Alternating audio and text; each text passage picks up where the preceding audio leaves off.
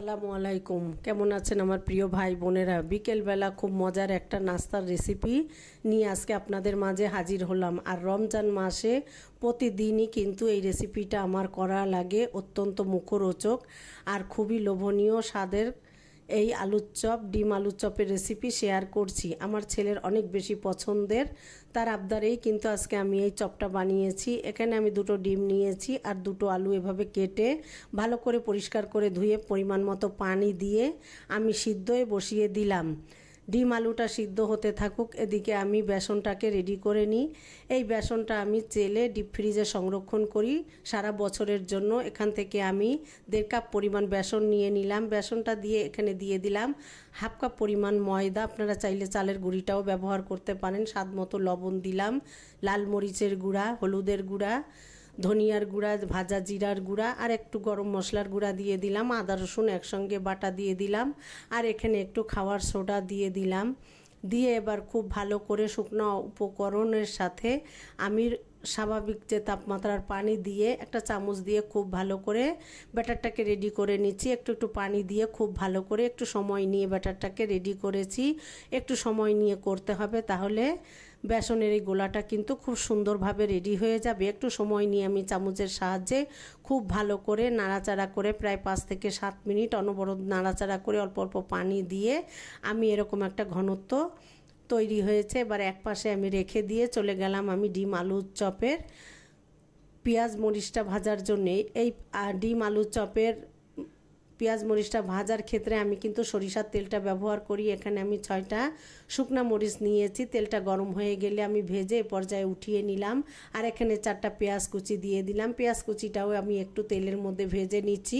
খুব বেশি বেরেস্তা করব না। ডিম আলুর চপ বা আলুর চপের আমি বানানোর সময় আমি সবসময় সরিষার তেলটাই ব্যবহার করি। আর সরিষার তেল দিয়ে এভাবে চপটা বানালে কিন্তু অনেক বেশি মজার ও সুস্বাদু হয়। এখানে আমি নিয়েছি 4টা কাঁচা ঝাল একটু ফালি করে নিয়েছি, গোলমরিচের গুঁড়া নিয়েছি, কালো গোলমরিচ আর যে পেঁয়াজটা ভেজে নিয়েছি এইটা নিয়ে এবার আমি শুকনা ঝালগুলোকে একটু লবণ দিয়ে ভালো করে হাত দিয়ে কষলে মিশিয়ে নিচ্ছি।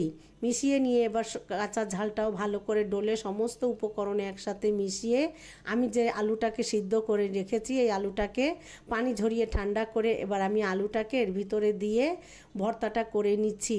আর এইভাবে ভর্তাটা করে উপর থেকে একটু ফ্রেশ ধনিয়া পাতা দিয়ে চপটাও কিন্তু অনেক বেশি মজার হয়। যাই হোক, ফ্রেশ ধনিয়া পাতা নেই, আমি ফ্রোজেনটা ব্যবহার করলাম। হাতের কাছে যেটা আছে আসলে সেটা দিয়েই কাজ চালিয়ে নিচ্ছি। এবার খুব ভালো করে আমি হাতের সাহায্যে কিছু সময় ধরে মাখিয়ে নিলাম। এবার উপর থেকে আমি একটু ফ্রেশ সরিষার তেলটা দিয়ে দিচ্ছি। এই তেলটা দেওয়ার জন্য আপনি যখন চপটা কামড় দিবেন সরিষার তেলের সুন্দর একটা ফ্লেভার পাবেন। এবার আমি তেলটা দিয়ে আরও কিছু সময় হাত দিয়ে খুব ভালো করে মাখিয়ে আমি ভর্তাটাকে এক পাশে রেখে দিলাম।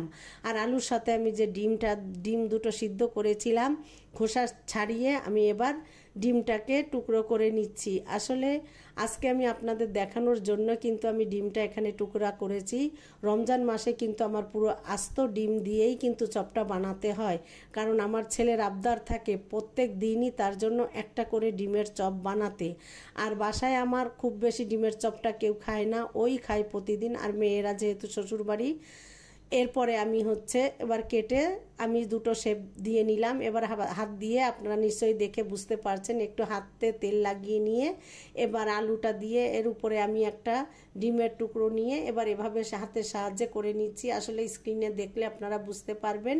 এভাবে আমি ডিমের শেপগুলোকে দিয়ে নিচ্ছি আর এখান থেকে আমি দুটো টুকরো রেখে দিব। এটা সরাসরি বেসন দিয়ে ভেজে নিব, কিন্তু আমার কাছে জানি ডিম চপটা আলু দিয়ে বানালেই বেশি মজার হয়। আসলে এক একজনের পছন্দ এক এক রকম, যে যেমন খেতে পছন্দ করেন সেভাবেই বানাবেন। আমার পরিবারে এভাবেই পছন্দ করে, তাই এইভাবেই আমি বানালাম। আর এর সাথে কিন্তু আমি দুটো আলুর চপও বানিয়েছি। এইভাবে আলুর চপটাও কিন্তু অনেক বেশি মজার হয়। আর আলুর চপের রেসিপি কিন্তু আমার পেজে দেওয়া আছে, চাইলে আপনারা দেখে আসতে পারেন। এবার আমি সমস্ত চপের শেপগুলো দেওয়ার পরে আমি এবার চলে যাব সরাসরি ভাজার জন্য। আমি চুলায় একটা কড়াই বসিয়ে এখানে পরিমাণ মতো তেল দিয়ে মিডিয়াম টু লো আঁচে গরম করে নিয়েছি। একটু গরম হয়ে আসলে এখানে আমি কিন্তু একে একে চপগুলো দিয়ে দিব। আমার চপগুলো কিন্তু সবই পুরোপুরি বানানো কমপ্লিট। এবার আমি তেলটা গরম হয়ে আসলে একে একে আমি এখানে চপগুলো বেসনের মধ্যে একটু চামচ দিয়ে উপর দিয়ে মিশিয়ে দিয়ে দিচ্ছি। মিশ্রণটা এইভাবে মিশাতে হবে যাতে বেসনগুলো চপের সাথে খুব ভালোভাবে মিশে যায়। এবার আমার তেলটা কিন্তু পর্যায়ে গরম হয়ে এসেছে। এবার আমি ডিম চপটাকে দিয়ে দিলাম, দিয়ে এবার আলতো হাতে খুন্তির সাহায্যে উপর থেকে একটু তেল দিয়ে দিচ্ছি। তেলটা দিয়ে একটু এভাবে খুন্তি দিয়ে করলে উপর থেকে সুন্দরভাবে বেসনটা কিন্তু তেলের সাথে মিশে যাবে। আর দেখতেই পাচ্ছেন এপিট ওপিট করে আমি মিডিয়াম টু লো আছে সমস্ত চপগুলো কিন্তু এভাবেই ভেজে নিয়েছি। সাথে আমি দুটো কাঁচা ঝালও ভেজেছিলাম, আলুর চপ। আর এভাবেই কিন্তু ভেজে গরম গরম মুড়ি দিয়ে কিন্তু পরিবেশন করেছিলাম, অনেক বেশি মজার। আপনারা যারা বানান তারা তো জানেন, আর যারা বানান না তারা এভাবে বানিয়ে খেয়ে দেখবেন, অনেক বেশি মজার। ভালো লাগলে সাথে থাকবেন, পুরো ভিডিও দেখে সুন্দর একটা কমেন্ট করবেন। সবাই অনেক ভালো থাকবেন। আল্লাহ হাফেজ।